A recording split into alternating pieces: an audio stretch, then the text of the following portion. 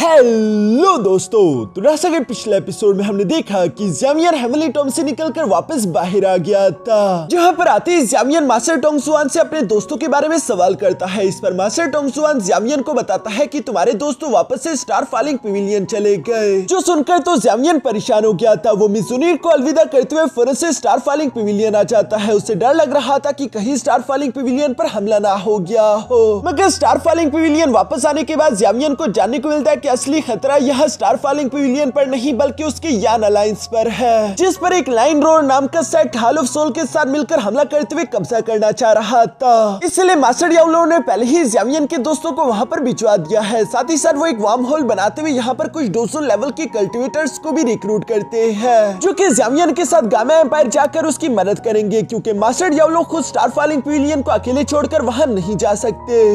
अब आगे तो नेक्स्ट एपिसोड की शुरुआत एक लेटर से होती है, जिसमें ज़्यामियन के भाई ने जुआनहुआंग फोर्ट्रेस के बारे में लिखा हुआ था। ये फोर्ट्रेस गामा एम्पायर के बॉर्डर में दो पहाड़ों के बीच में मौजूद है, जिसे मिस्टीरियस येलो फोर्ट्रेस के नाम से भी जाना जाता है। इस फोर्ट्रेस के आसपास एक बहुत ही ज्यादा कोल्ड चिलिंग विंड बहती है। साथ ही साथ एक ब्लैक कलर के फोग ने इसे चारों तरफ से घेर कर रखा हुआ है, जिसकी वजह से नॉर्मल डोहोंग लेवल की कल्टिवेटर इसे आसानी के साथ पार नहीं कर सकते और वो दूसरी तरफ आने से घबराते हैं, जो चीज इस जगह को और भी ज्यादा महफूज बना देती है। इसी वजह से यान अलायंस यहीं पर रह रहा था। ज़्यामियन का भाई बताता है कि तुम्हारी गैर मौजूदगी में यान अलायंस को इस वक्त क्वीन मेडुसा लीड कर रही है, और उसके रहते हुए हम लोगों ने जुआनहुआन फोर्ट्रेस को अपना घर बना लिया, जो जगह हमारे लिए काफी ज्यादा महफूज है। साथ ही साथ हम लोग अच्छे से रह रहे हैं। तुम हमारी फिक्र मत करना, तुम बस सिर्फ अपना ख्याल रखना, क्योंकि मैं जानता हूँ कि सेंट्रल प्लेन में कितने ज्यादा खतरे हैं। उन खतरों से तुम्हें बचकर रहना होगा। मैं नहीं चाहता कि तुम्हें कोई भी तकलीफ आए, जबकि हर वक्त तुम्हें यान अलायंस के लिए परेशान होने की भी कोई जरूरत नहीं। हमारी प्रॉब्लम हम लोग खुद देख लेंगे। अपने बड़े भाई की ये सारी बातें पढ़ने के बाद ज़्यामियन थोड़ा सा इमोशनल हो गया था। असल में ज़्यामियन के भाई ने ये सब कुछ इसलिए लिखा था कि ज़्यामियन को उनकी फिक्र ना हो, मगर ज़्यामियन जानता रहा कि इस वक्त यान अलायंस कितनी बड़ी मुश्किल से गुजर रहा है, जिसके बारे में उसे अब तक अंदाजा भी नहीं था। मगर आखिरकार ज़्यामियन अपने साथियों के साथ मिलकर वापस जल्दी आ जाएगा। इसलिए वो अपने भाई और काइलिन को याद करते हुए कहता है कि फिक्र मत करो, जल्दी मैं वापस आ रहा हूँ। ये कहते ही ज़्यामियन अपने सर्वेंट को ऑर्डर दे देता है कि एयरशिप की रफ्तार बढ़ा दो, अंधेरा होने से पहले हमें गामा एम्पायर पहुंचना है। ये सब कहते हुए ज़्यामियन अपने भाई के लेटर की तरफ भी देखता है, जिस पर एक छोटे बच्चे का हाथ बना हुआ था। इसके बाद सीन शिफ्ट होकर दूसरी तरफ मिस्टीरियस येलो फोर्ट्रेस पर आ जाता है, जहां पर अचानक ही हम देखते हैं कि कुछ बड़े बड़े space time crack portal open हो गए और उसके अंदर से लाइन रोड सेट की एयरशिप्स निकलकर बाहर आ गई, जो एयरशिप्स तादाद में काफी ज्यादा थी। और आते साथ ही हम देखते हैं कि उन्होंने मिस्टीरियस येलो फोर्ट्रेस पर अटैक्स करना शुरू कर दिए, जिस तबाही की वजह से चारों तरफ हलचल मच जाती है। यहाँ पर हम देखते हैं कि प्रिंसेस जावी तो सब लोगों को संभालने लगी, जबकि साथ ही साथ इंपीरियल फैमिली के जिंग टियान भी सामने की तरफ आते हुए कहते हैं कि ये तो लाइन रोड सेक्ट है। हम लोगों ने तो बिल्कुल भी उम्मीद नहीं की थी कि ये लोग 3 दिन से पहले यहाँ पर पहुंच जाएंगे। आखिर ये सब कैसे हो गया? क्योंकि ये सब लोग तैयार नहीं थे, इसलिए चारों तरफ पैनिक मच चुका था। लेकिन ज़्याओडिंग अपने साथियों को समझाते हुए कहता है कि पैनिक होने की कोई जरूरत नहीं, अपनी अपनी पोजीशन को संभाल लो। जो ऑर्डर सुनती ही ज़्याओ फैमिली के सारे सोल्जर्स अपने आर्चरी मशीन के पास पहुंच गए। साथ ही साथ ज़्याओलिंग भी यहाँ अपने बड़े भाई के पास आ गया था और वो अपने बड़ी भाई से कहता है कि ये कमीने यहाँ पर आ गए, अब हम क्या करें? जो सुनते ही ज़्याओडिंग फौरन से अपने सोल्जर्स को काउंटर अटैक करने का ऑर्डर दे देता है। इसी के साथ हम देखते हैं कि वो सोल्जर अपनी एनर्जी का इस्तेमाल करते हुए यहाँ पर बड़े बड़े एरोस तैयार करके एयरशिप्स पर चलाने लगे, मगर दूसरी तरफ वो एयरशिप्स तादाद में ज्यादा और पावरफुल थे। हम देखते हैं कि उनके एक अटैक ने यहाँ ज़्याओडिंग और ज़्याओलिंग को भी पीछे की तरफ धकेल दिया, जो सब देखकर आखिरकार मजबूरन क्वीन मेडुसा को भी मैदान में कूदना पड़ा, जहाँ वो काफी कूल तरीके से एंट्री लेते हुए ज़्याओडिंग और ज़्याओलिंग के सामने आकर खड़ी हो गई। तभी हमें एक सरप्राइज देखने को मिलता है। हम देखते हैं कि क्वीन मेडुसा के हाथ में उसकी बेटी ज़्याओज़ाओ थी, जिसे वो बहुत ही प्यार से नीचे की तरफ रखते हुए कहती है कि देखो ज़्याओज़ाओ, मेरे पीछे रहना और भागने की कोई जरूरत नहीं। जिस पर ज़्याओज़ाओ जवाब देते हुए कहती है कि जी मम्मा। दूसरी तरफ क्वीन मेडुसा ज़्याओडिंग से सवाल करते हुए कहती है कि अभी तक हमारा डिफेंस फॉर्मेशन एक्टिवेट क्यों नहीं हुआ? जिस पर ज़्याओडिंग जवाब देते हुए कहता है कि मैंने ऑलरेडी फार्मा और अल्केमिस्ट एसोसिएशन को इस काम पर लगा दिया है, वो जल्दी डिफेंस फॉर्मेशन को एक्टिवेट करते होंगे। जबकि साथ ही साथ हम लोगों को यहाँ नीचे की तरफ बेसमेंट का सीन भी देखने को मिलता है, जहाँ पर तबाही की वजह से काफी जरा हलचल मच रही थी और इसी वजह से फार्मा और उसके साथी अभी तक डिफेंस फॉर्मेशन को एक्टिवेट नहीं कर पाए थे। दूसरी तरफ ऊपर हम देखते हैं कि ज़्याओज़ाओ काफी जरा घबराई हुई लग रही थी और इसी वजह से वो अपनी मॉम के पैरों से चिपक गई, जहाँ उसे बहुत ही ज्यादा डर लग रहा था। इसलिए हम देखते हैं कि क्वीन मेडुसा भी गुस्से के साथ फौरन यहाँ पर अपनी एनर्जी का इस्तेमाल करते हुए एक बड़े से क्रॉसबो को क्रिएट कर देती है। जिसकी एनर्जी एरोस का इस्तेमाल करते हुए उन अटैक्स को काउंटर करने लगती है। साथ ही साथ वो ऊंची आवाज में कहती है कि इन अटैक्स को ब्लॉक करो। जो ऑर्डर सुनते ही हम देखते हैं कि ज़ामियन के दोस्त मास्टर टियानहा और मिस किनलिन दोनों ही फौरन से सामने की तरफ आते उन अटैक्स को हवा में ही ब्लॉक करने लगे ताकि मास्टर फार्मा और उनके साथियों को डिफेंस फॉर्मेशन एक्टिवेट करने का मौका मिल सके। साथ ही साथ हम देखते हैं कि पॉइजन गर्ल भी फौरन से टेलीपोर्ट करते हुए यहाँ क्वीन मेडुसा के साथ आकर खड़ी हो गई। जहाँ पर आते साथ ही वो पॉइजन गर्ल को रिपोर्ट करते हुए कहती है कि मैंने सिविलियंस को सेफ लोकेशन पर पहुंचा दिया। ये सुनकर क्वीन मेडुसा को काफी अच्छा लगा। साथ ही साथ हम देखते हैं चूंकि अटैक्स अब हवा में ही ब्लॉक हो रहे थे तो इसी वजह से मास्टर फार्मा और उनके साथियों को भी मौका मिल चुका था और वो जल्दी से डिफेंस फॉर्मेशन को एक्टिवेट करने लगे। जिस डिफेंस फॉर्मेशन को फुली एक्टिवेट करने के लिए बहुत सारी स्पिरिचुअल एनर्जी की जरूरत पड़ती है। दूसरी तरफ हम देखते हैं कि वो एयरशिप्स भी अपने अटैक्स को रोक नहीं रहे बल्कि लगातार फोर्ट्रेस पर हमला करते जा रहे थे। जहां पर हम देखते हैं कि एक अटैक क्वीन मेडुसा और पॉइजन गर्ल की तरफ आने लगा था लेकिन वो दोनों मिलकर उसे काफी आसानी के साथ ब्लॉक कर देते हैं। जबकि प्यारी ज़्याओ तो यहाँ पर डरी हुई अपनी मॉम के पीछे छुप रही थी। यहाँ पर अपनी बेटी को इस तरह से डरा हुआ देखकर क्वीन मेडुसा उसे शांत करते हुए कहती है कि फिक्र मत करो, मेरे होते हुए यहाँ पर किसी को कुछ नहीं होगा, मम्मा सबको बचा लेगी। मगर जब क्वीन मेडुसा ये सब कह ही रही थी तभी अचानक एक और अटैक भी तीसरी से इनकी तरफ आने लगा था जिसे पॉइजन गर्ल ने ब्लॉक कर दिया और साथ ही साथ हम लोगों को एक आदमी की जोर से हंसने की आवाज सुनाई देती है जो कि असल में कोई और नहीं बल्कि लाइन रोड सेट का लीडर शी टियान था।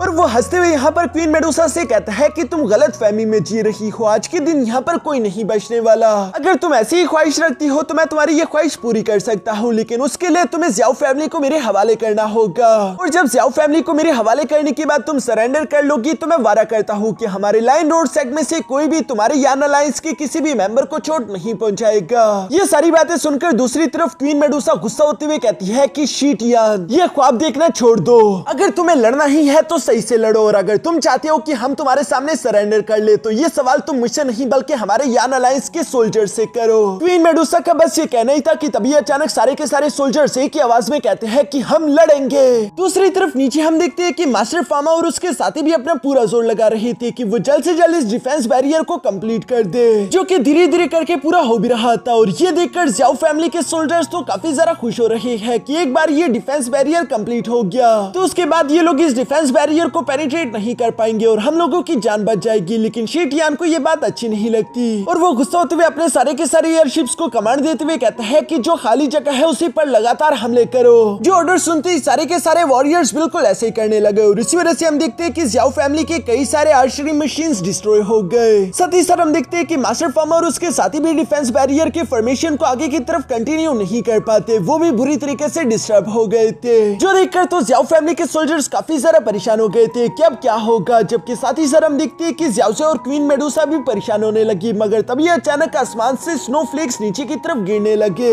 जिन्हें देखकर क्वीन मेडुसा धीरे से कहती है कि हे बाडोंग। तभी अचानक हम देखते हैं कि आइस एम्परर एक कूल एंट्री के साथ फौरन यहाँ पर पहुंच गया था जो कि आते साथ ही अपने 6 आइस ड्रैगन सोर्ड टेक्निक का इस्तेमाल करते हुए फौरन से उन एयरशिप्स पर अटैक कर देता है। जिस सिंगल अटैक में हम देखते हैं कि आइस एम्परर ने कई सारे फ्लाइंग एयरशिप्स को हवा में ही डिस्ट्रॉय कर दिया। ये देखकर शी टियान गुस्सा होते हुए कहता है कि आखिर तुम्हारी हिम्मत कैसे हुई, तुम एक मामूली डोजोंग लेवल के कल्टीवेटर मेरे वारशिप्स को डिस्ट्रॉय कैसे कर सकते हो, जाओ और इसे पकड़ लो। ये कहते ही शी टियान ने यहाँ पर अपने कुछ साथियों को आइस एम्परर के पीछे लगा दिया। जिन 4 वॉरियर्स में से एक को तो आइस एम्परर ने फौरन जान से मार डाला जबकि बाकी के 3 उसकी जान के पीछे पड़ गए थे। ये देखकर मास्टर टियानहा क्वीन मेडुसा से कहता है कि फिक्र मत करो, मैं उसकी मदद करने के लिए जा रहा हूँ। ये कहती मास्टर टियानहा फौरन से आगे की तरफ बढ़ते हुए आइस एम्परर के पास आ जाता है जहाँ पर वो आइस एम्परर से कह रहा था कि तुम पहले जाओ, मैं तब तक इन्हें निपटा कर आता हूँ। ये कहती मास्टर टियानहा काफी कुल तरीके से वाइन पीते हुए फौरन से एक्सिक्यूशन स्पेटल टेक्निक का इस्तेमाल करते हुए उन बाकी के तीनों को भी यहाँ पर सिर्फ एक ही टेक्निक का इस्तेमाल करते हुए जान से मार डालते हैं। पीछे की तरफ चूंकि आइस एम्परर ने कई सारे एयरशिप्स को डिस्ट्रॉय कर दिया था तो इसी वजह से दोबारा डिफेंस फॉर्मेशन कंटिन्यू हो चुकी थी जबकि मास्टर टियानहा और आइस एम्परर डिफेंस फॉर्मेशन के बाहर की तरफ मौजूद थे और इन्हें जल्द से जल्द वापस अंदर की तरफ जाना होगा। शी टियान भी इस बात को समझता था इसलिए वो अपने साथियों को ऑर्डर देते हुए कहता है कि चाहे कुछ भी हो जाए इन दोनों को वापस अंदर जाने मत देना।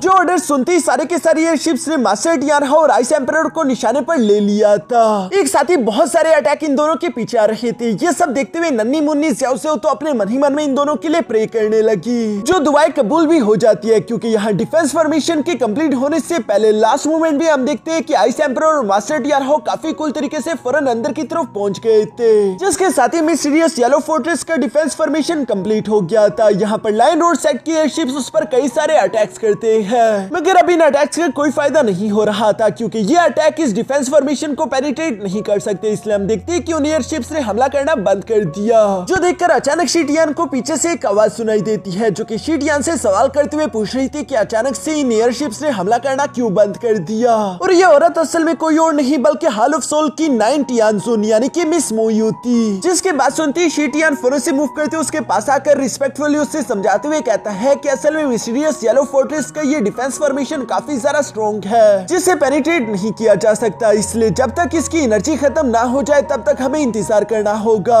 मगर मिस मोयू को शी टियान का ये प्लान बिल्कुल भी अच्छा नहीं लगता, जो जानकर तो शी टियान बहुत ही घबरा चुका था और वो मिस मोयू से माफी मांगने लगा। लेकिन मिस मोयू जवाब देते हुए कहती है कि नहीं, तुम्हारा प्लान इतना भी बुरा नहीं, लेकिन असली बात यह है कि अगर हम लोगों ने ज्यादा इंतजार किया तो ज़्याओ फैमिली के मेंबर यहाँ से भाग जाएंगे। इसलिए वो तेजी के साथ मूव करते हुए खुद ही उस डिफेंस फॉर्मेशन के सामने आ गई, जहाँ पर वो कह रही थी कि हमें ये जंग जल्दी खत्म करनी होगी, क्योंकि अगर यहाँ से ज़्याओ फैमिली का एक मेंबर भी बचकर भाग गया तो तुम जानते हो ना कि तुम्हारा लाइन रोड सेक्ट भी उनके साथ कब्र में दफनाया जाएगा। जो धमकी सुनकर तो शी टियान पूरी तरीके से घबरा गया था और अब उसे इस जंग को जल्दी खत्म करना होगा। इसी के लिए हम देखते हैं कि वो अचानक हवा में कई सारे space time crack portal open करवा देता है, जिसके अंदर से हटे कटे लाइन रोड सेट के कई सारे सोल्जर निकलकर बाहर आ गए, जो कि किसी तरह के रिचुअल को परफॉर्म करते हुए हवा में एक बहुत बड़े ब्लैक होल को क्रिएट कर रहे थे। यहाँ पर क्वीन मेडुसा और उसके साथियों को तो कुछ भी समझ नहीं आ रहा था, मगर तभी अचानक हम देखते हैं कि उस ब्लैक होल के अंदर से एक लाइन के मुंह वाला पिलर निकलकर बाहर आना शुरू हो जाता है, जिसका सर बहुत ही नुकीला दिखाई दे रहा था।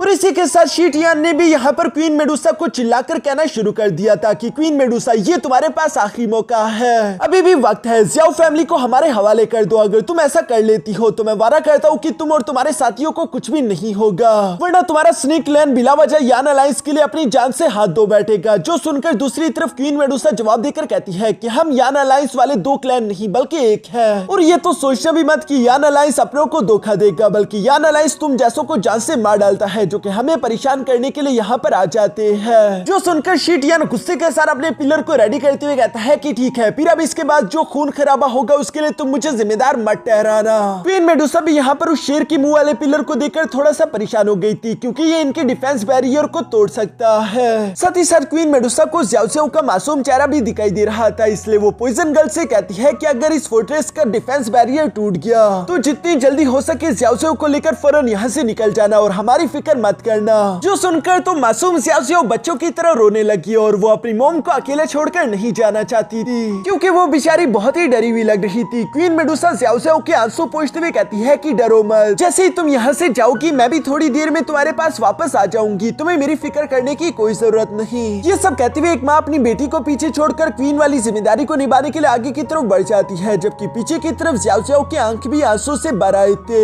जबकि पॉइजन गर्ल भी ज़्याओ सेओ के पास आते उसे संभालते हुए कहती है कि ज़्याओ सेओ रोना मत, तुम बस अपनी आंखें मत खोलना, मैं तुम्हें यहाँ से सही सलामत बाहर ले जाऊंगी। तभी अचानक हम देखते हैं कि वो बड़ा सा पिलर तेजी के साथ आते हुए डिफेंस बैरियर से टकरा गया, जिसकी एनर्जी प्रेशर की वजह से क्वीन मेडुसा के अलावा बाकी के सब लोग उड़ते हुए पीछे की तरफ जा गिरे। जबकि साथ ही इस पिलर अटैक की वजह से हम देखते हैं कि डिफेंस बैरियर में भी कुछ क्रैक्स आना शुरू हो गए थे, जो सब देखकर क्वीन मेडुसा थोड़ी सी परेशान हो गई। लेकिन अभी लड़ने का वक्त था, ये लोग हार नहीं मान सकते थे, इसलिए क्वीन मेडुसा अपने यान अलायंस के सोल्जर्स को ऑर्डर देते हुए कहती है कि सोल्जर्स कान खोलकर सुनो, हमारे पास हार मानने के लिए बिल्कुल गुंजाइश नहीं है, क्योंकि आप जानते हैं कि हमारे पीछे हमारे घर वाले, हमारे प्यारे, हमारे अपने मौजूद हैं, जिन्हें हमें हर हाल में प्रोटेक्ट करना होगा। यान अलायंस तक यहाँ बड़ी मुश्किल से पहुंचा है, हमने हमेशा एक दूसरे का साथ दिया। इंसानों और स्नेक लैंड के दरमियान जो नफरत की दीवार थी वो हमने गिरा दी। यहाँ पर जब क्वीन मेडुसा ये सब कह रही थी, दूसरी तरफ एक स्नेक वॉरियर अपना हाथ आगे की तरफ बढ़ाते हुए एक इंसान को खड़ा कर देता है, जैसे कि इन दोनों में कोई फर्क नहीं। दूसरी तरफ क्वीन मेडुसा कह रही थी कि यहाँ तक आने के लिए हम लोगों ने कई सारी मुश्किलें झेली है, हम लोग कई बार हारे और गिरे, लेकिन हर बार हम लोग पहले से भी ज्यादा ताकत के साथ दोबारा खड़े हुए, क्योंकि हम सब जानते हैं कि हमें अपने प्यारों को प्रोटेक्ट करना है, जिनके लिए हम किसी भी हद तक जाने के लिए तैयार है। तो मेरे सोल्जर सोल्जर्स हथियार उठाओ और दुश्मनों को दिखा दो कि हमें मौत से डर नहीं लगता, हम अपने प्यारों को प्रोटेक्ट करने के लिए किसी भी हद तक जाने के लिए तैयार है। क्वीन मेडुसा की इस इमोशनल स्पीच को सुनकर सारे के सारे वॉरियर्स ही जोश में आ गए थे और वो ऊंचा ऊंचा चिल्लाकर कहने लगे कि हम आखिरी दम तक लड़ेंगे। यहाँ पर इन लोगों का ये जज्बा देखकर शीटियान तो इन पर हंसने लगा था, क्योंकि वो अपने पिलर का फाइनल अटैक करते हुए आखिरकार इस डिफेंस बैरियर को चकनाचूर कर देता है, जिसकी वजह से मास्टर फार्मा और उनके साथी भी बुरी तरीके से इंटरनल इंजर्ड हो गए। उनके मुंह से खून निकलने लगा था, जबकि साथ ही साथ शीटियान यहाँ अपने सोल्जर्स को आगे की तरफ बढ़ते हुए हमला करने का ऑर्डर भी दे देता है, जो देखकर क्वीन मेडुसा भी फौरन से अपने चाबुक को लेकर तेजी से शीटियान की तरफ बढ़ने लगी। साथ ही साथ वो गुस्सा होते हुए कह रही थी कि कमीने शीटियान, अगर हिम्मत है तो आकर मुझसे लड़ो। ये सुनकर शीटियान मुस्कुराकर जवाब देते हुए कहता है कि अगर तुम जैसे खूबसूरत लड़की मुझे इन्वाइट करेगी तो भला मैं मना कैसे करूंगा। और ये कहती शीटियान अपनी तलवार से कई सारे स्लैश अटैक क्वीन मेडुसा पर लगा देता है, जिन्हें डॉज करते हुए क्वीन मेडुसा यहाँ शीटियान के पास पहुंच गई थी और इसके बाद इन दोनों के दरमियान जबरदस्त फाइट शुरू हो गई। जबकि दूसरी तरफ हम देखते हैं कि लाइन रोड सेट के कई सारे वॉरियर्स आगे की तरफ बढ़ते हुए ज़्याओ फैमिली और स्नेक क्लैन के मेंबर्स को जान से मार रहे थे, जो सब देखकर तो मोयू को काफी ज्यादा अच्छा लग रहा था। वो खुश होते हुए कह रही थी कि शाबाश, जितने लोगों को हो सके उतनों को जान से मार डालो, क्योंकि यहाँ पर जितने लोग मरेंगे उतनी तेजी के साथ मेरी एनर्जी दोबारा से रिकवर होगी। दूसरी तरफ हम देखते हैं कि पॉइजन गर्ल का रास्ता भी रोकने के लिए दो वॉरियर्स उसके सामने आ गए थे, जिस पर मिस किनलिन अपने पपेट्स का इस्तेमाल करते हुए हमला करके पॉइजन गर्ल का रास्ता साफ कर देती है और वो पॉइजन गर्ल से कहने लगी कि फिक्र मत करो, मैं तुम्हें कवर कर रही हूँ, आगे की तरफ बढ़ती रहो।